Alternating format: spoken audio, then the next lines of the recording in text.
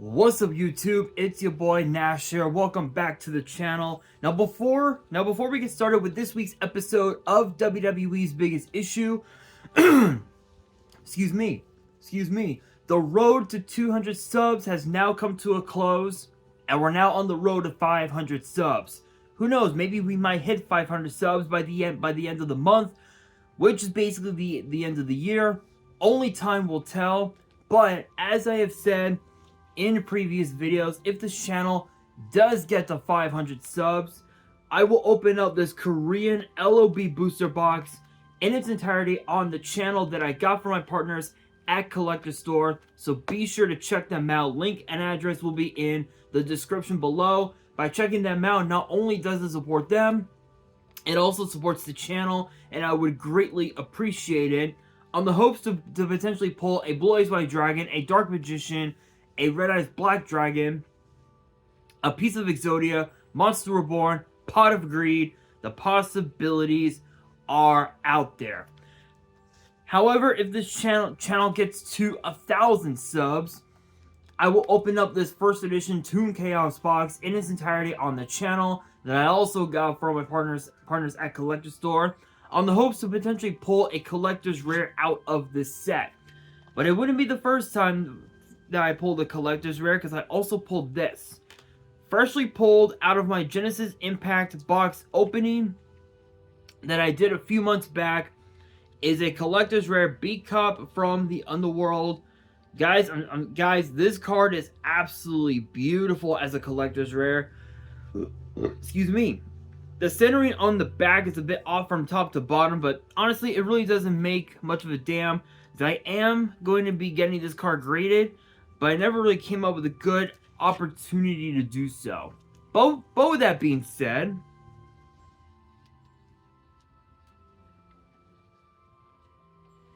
if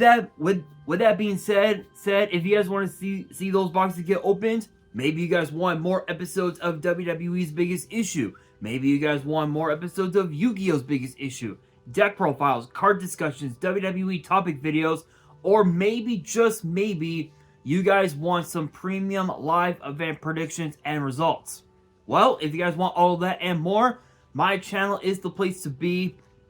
So if you guys are new to the channel, and I know that a lot of you guys are, make sure you guys subscribe to the channel, turn on the notification bell, smash that thumbs up button on this video, and as always, make sure you guys are following me on all of my social media. My ads will be in the description below, as will the info to my fan mail. It'll also be in the description as well. And as I'm trying to get lotion for my hands, I want you guys to post in the comments below answering the question of the day, which ties into this week's episode of WWE's Biggest Issue, which is this. Among the card that we had this past Saturday night, what was your favorite match from NXT Deadline? Let me know down in the comments below, because for this week's episode, I'm going to be giving you guys an in-depth review of NXT Deadline, and for those who are new to the channel, the way these things work is this. I talk about each match that's on the card, talk about some of the key moments that took place within that match. I obviously give out the results like I would do at the end of every premium live event, and I would give my rating on each match from 1 star to 5 stars, with my rating on the whole card itself from 1 star to 5 stars. And I also talk about whether or not the match could have ended differently. And judging by this card, it's kind of hard to say. But let's kick things off with the kickoff show, as we saw Axiom do battle with none other than Nathan Frazer in a rematch in a match that was supposed to have taken place this past Tuesday on NXT, but because of the fact that the competitors of the Women's Iron Survivor Challenge had interrupted the match ended in a no contest, and this match ended up taking place at Deadline. Honestly, this was probably, in my opinion, one of the craziest matches we had ever seen, because obviously both Axiom and Fraser had that best of 3 series. What was it, earlier this year or last year or something? And it was a series to determine who was the best. Just the spirit of competition, just looking to see who was going to be the the next like top guy in NXT. And this one was no different, because there were quite a few key moments. Obviously both men were had used their high flying abilities. We saw I think Axiom try to do a springboard moonsault. Fraser kicked him in the face mid-air, kind of like the shot that featured both Adam Cole and Ricochet from NXT Takeover. I want to say Takeover Brooklyn, if I remember correctly. Excuse me. Yeah, I think it was from Takeover Brooklyn several years back. This was a pretty back and forth matchup. I'll say quite a few near falls, and we thought that Nathan Fraser was gonna put the match away, but it was not meant to be, as we saw Axiom hit Fraser with the golden ratio to pick up the victory. Obviously, nice little handshake at the end, showing the respect they've got for one another. Honestly, this was probably one of the best matches of the whole card. But I am gonna give this one 3.5 stars, just because I feel like this match should have been on the main card itself. But the fact that this match was on the kickoff show proves that there's nothing going on for Axiom or Nathan Fraser in NXT. There's like nothing going on. There's no title opportunities for them, and there's no telling how long it's gonna be before we see them out of WWE. That's just how I see it. But now we move into the main card, which kicked off with Dragon Lee challenging Dominic Mysterio for the NXT North American title. Originally, it was supposed to have been Wesley against Dom, but because that Wesley is going to be out for almost literally a whole calendar year. Think about that. An entire calendar year. From now until right around this time next year. Think about that. He'll be gone for literally for all of 2024. That's upsetting. That is upsetting to see. With major back surgery, Rey Mysterio showed up and he was like, "Hey man, hey Dom, you ain't getting away so easily, boy. You got Dragon Lee." And he was on commentary. Yeah. We saw Rey Mysterio on commentary as Dragon Lee was taking care of business. Dom had quite a few opportunities to just pin Dragon Lee and go about with the rest of Judgment Day business, but Dom, that was where Dom fucked up.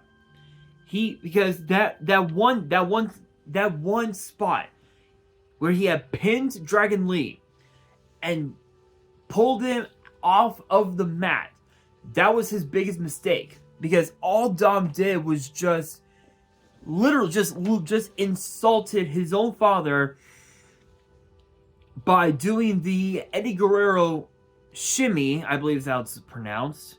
Don't know if that's the proper term, but you guys get the point. And not only that, but he even disrespected his own father by actually performing the 619, but it all backfired for Dom, as Dragon Lee was able to just randomly from out of nowhere hit Dom with that inverted flatliner that he's used a lot to pick up the 1-2-3 and finally become the NXT North American champion. Now that Dom is no longer champion alongside JD McDonough, the question now becomes this: how is Rhea Ripley going to react? Because the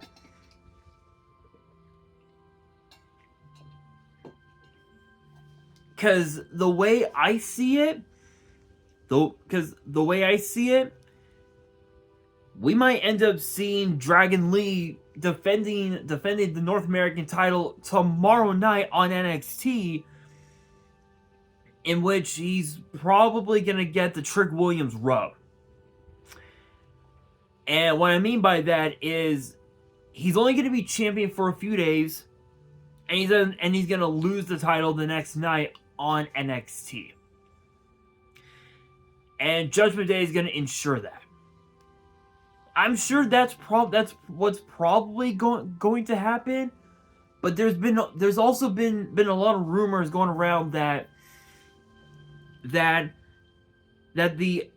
Balor and Priest are going to split the Raw and SmackDown tag team titles, and they're gonna give the SmackDown tag team titles to both Dom and JD McDonough, which honestly I wouldn't mind. I wouldn't mind seeing that. I think every single member of the Judgment Day holding a single piece of gold, I think would be pretty cool. But let's be real, Dom is just. If you guys saw the backstage interview that he did at Deadline, Dom was like, "Where was Judgment Day? Where was Mommy? Where the hell were these people when I needed them the most?" That right there is the proof that Dom is a scared little bitch. Yeah, I said it. A scared little bitch. I know somebody's probably gonna tweet that on X, tagging me and Dom, and Dom's gonna be like, "Why would you say that? That's disrespectful to my name," or something, or I could even see Rhea Ripley coming over to my place and be like, "Dude, what the hell are you doing?" Or something. I don't fucking know. But honestly though, I think it's justice that Dom lost the NXT North American title, because now Dom can go back to Judgment Day and just be the quiet one. Plain and simple. But this match, I'll admit it, it was pretty fun to see. To see Dom fuck up in this matchup. But I'm only gonna give this one 3 stars, just because of the fact that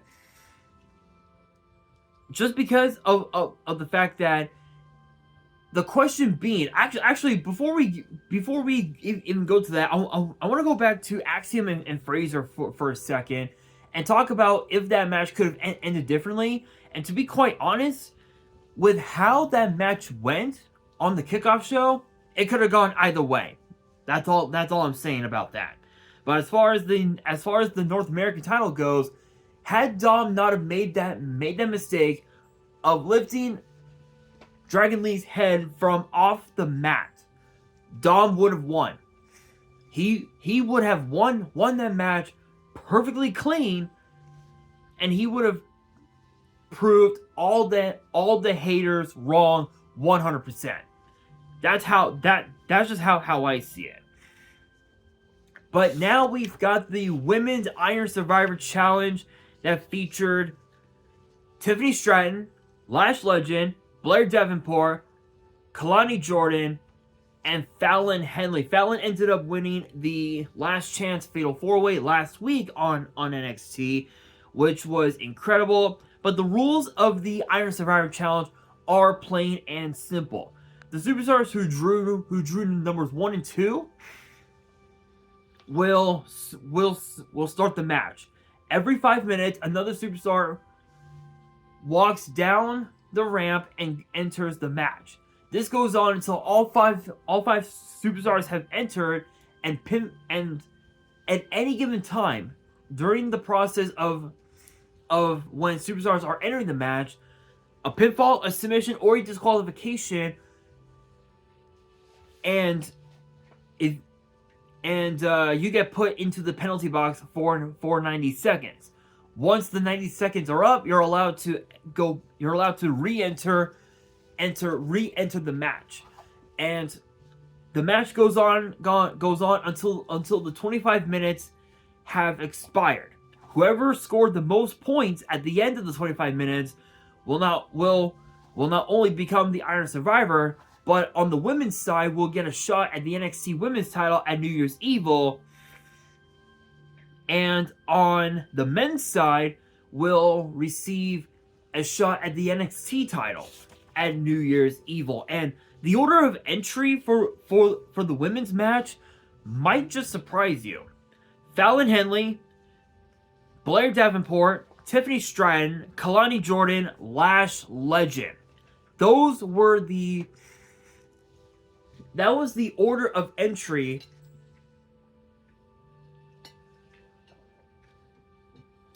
excuse me, for the women's side. And obviously the men's side, it's not gonna surprise anybody, but we'll get to that in a bit. But because that Fallon Henley and Blair Davenport had started the match, Blair scored the first fall by pinning Fallon Henley. Thus, Fallon Henley ended up into the penalty box. And crazy enough, this was absolutely insane. We even saw as well Lash Legend pin 2 superstars simultaneously to pick up 2 points. And right at the closing moments, the last 30 seconds of the match, we saw Blair Davenport pick up another point, and then a third point, which I believe she pinned Kalani Jordan. And as Lash Legend saw what happened, and she tried to pin Blair Davenport, but unfortunately the time limit expired, and Blair Davenport with 3 points was able to secure her spot as the Iron Survivor and as the #1 contender for the NXT Women's title. The points went as follows. Blair Davenport scored 3 points. Fallon Henley and Tiffany Stratton were tied with only 1 point. Lash Legend with 2 points.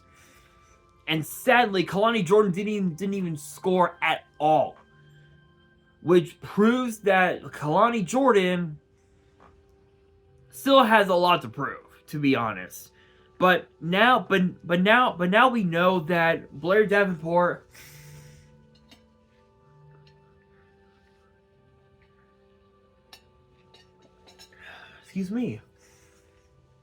will be challenging Lyra Valkyria at New Year's Evil for the NXT Women's title.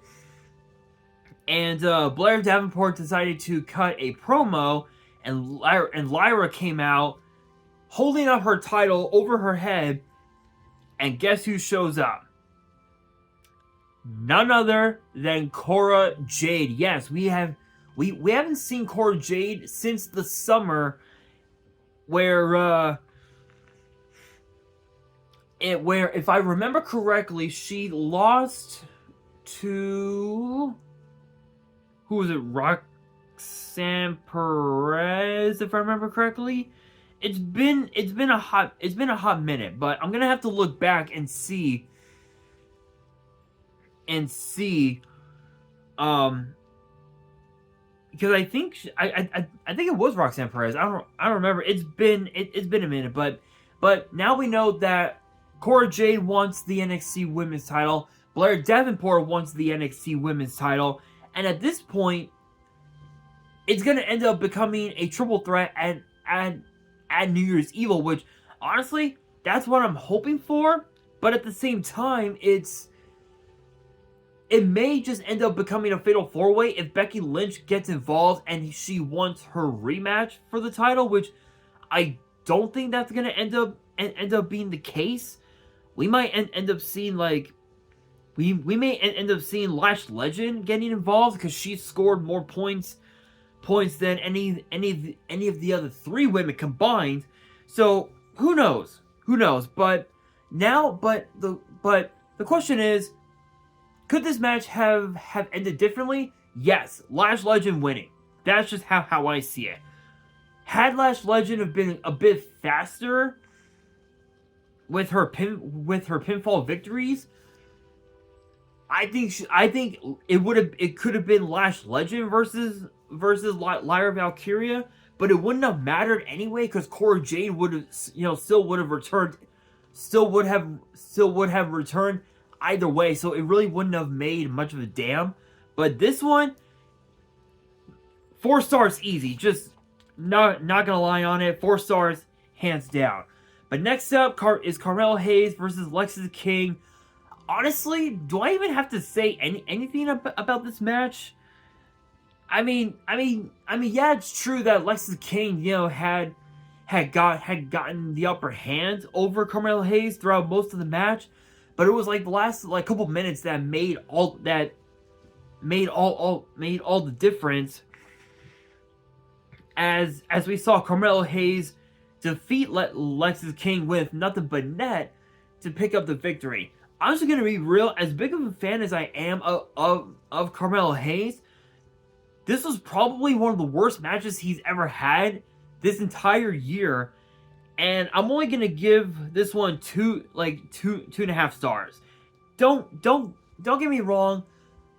A lot of the matches that he had worked this entire year had been 3 stars, 4 stars, 5 stars, but the only reason why I'm giving this one two and a half stars is because of Lexis King.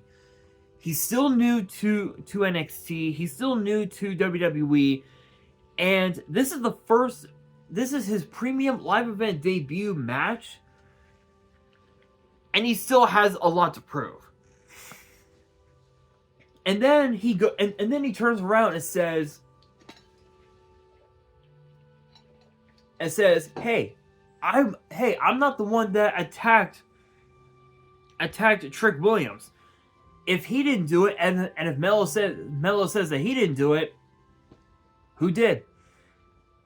Who did?" And let's be real, this match, there was no Lexis King had no shot whatsoever. None whatsoever. He had no shot of winning.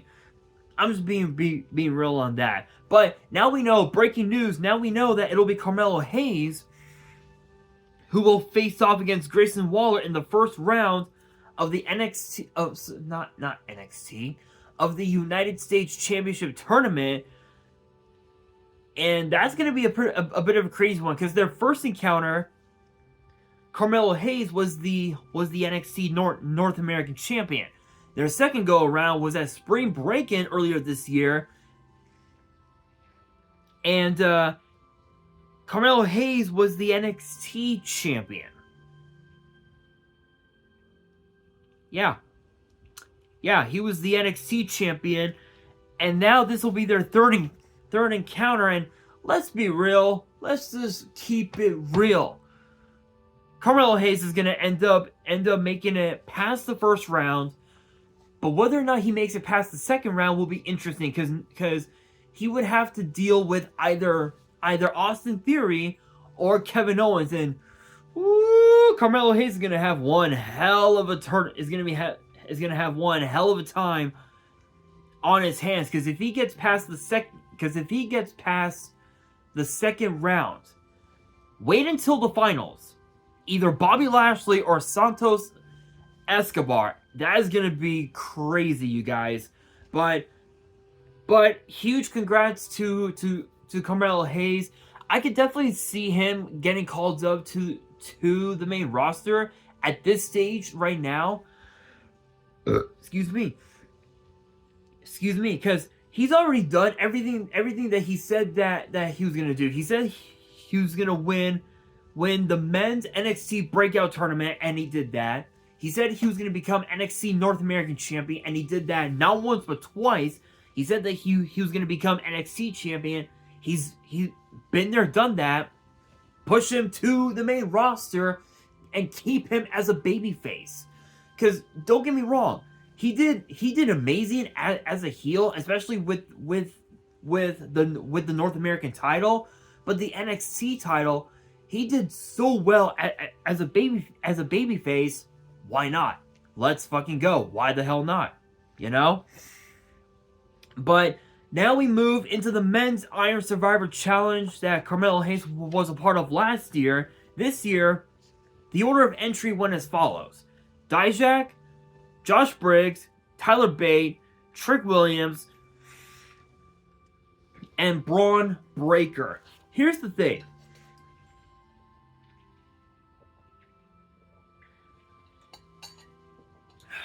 Yeah. Sorry guys, something caught in my throat, and you guys already know about that. Anyway, Dijak was able to pick up the first fall, and ironically enough, pretty much everybody scored at least a point or two. And honestly, none of that really matters, because once Braun Breaker got involved, he pinned Tyler Bate, Josh Briggs, and Dijak back to back within 60 seconds. Within 60 seconds, which was insane. Dijak scored 3 points, one over Josh Briggs, one over Trick Williams, and I believe one over Tyler Bate. Josh Briggs scored two points. I think one over Bate and one over Trick Williams. And then Tyler Bate scored over Briggs, Trick, and Dijak. But Trick Williams, we all thought that he was never going to pull it off. He pinned Dijak, Briggs, Tyler Bate, and the final moments, the last 10 seconds of the match, was able to pin Braun Breaker with a pump knee strike, scoring 4 points over everyone else. And now New Year's Evil, it's gonna be Trick Williams and Ilya Dragunov for the NXT title at New Year's Evil. And we saw Trick Williams have the performance we would never forget. This one, 4 stars easy. Could this match have ended differently? Yes. I think if Trick Williams was unaware that Braun Breaker was gonna hit Trick with the spear, Braun Breaker would have won, no doubt about it. But Trick, with the wherewithal, was able to pull off that upset victory. I can guarantee you that Braun Breaker is not going to take that lightly, and he's probably going to put Trick Williams in a hospital. So for those who are fans of Trick Williams like me, get ready. Get ready to see tears coming out of your own eyes. But next up, the steel cage match between Roxanne Perez and Kiana James. Again, just like with Hayes and King, this one